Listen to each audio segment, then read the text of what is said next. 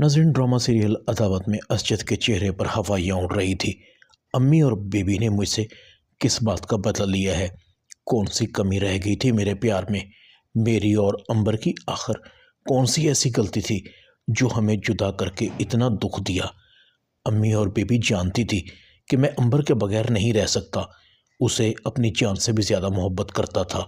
इतना कुछ हो गया और मुझे पता ही नहीं चला। असजद देर तक समंदर की लहरों को तकता रहा। मैं भी पागल था, वजह जानने की कोशिश ही नहीं की। आखिर मामू ने अंबर की शादी क्यों की होगी? अम्मी और बेबी ने जो कहा मैंने मान लिया।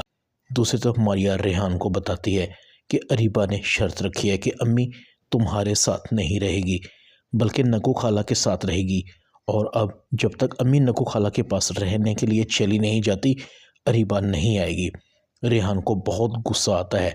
रेहान अपनी खाला के घर जाता है। अरीबा अरीबा अरीबा और उसकी माँ आते हैं। रेहान कहता है, अरीबा तुम मेरे घर आओ या ना आओ, मगर अम्मी मेरे साथ ही रहेगी। रेहान गुस्से से चला जाता है। अरीबा अपनी माँ को कहती है, अम्मी पहले तो मैं शायद चली ही जाती, मगर इस एटीट्यूड के बाद बिल्कुल भी नहीं जाऊंगी। दूसरी तरफ इंतसार को भी पता चल जाता है कि बेबी ने ही अपनी माँ की दवाइयों को तब्दील किया था।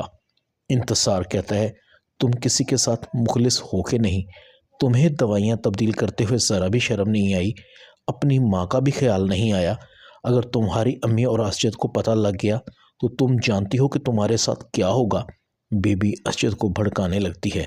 असजद कहता है, बेबी जब देखो दुश्मनी और नफ़रत की बातें।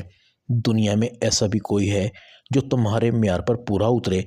बेबी को असजद के रवैये से समझ आ जाती है कि असजद को उसके बारे में सब पता चल गया है।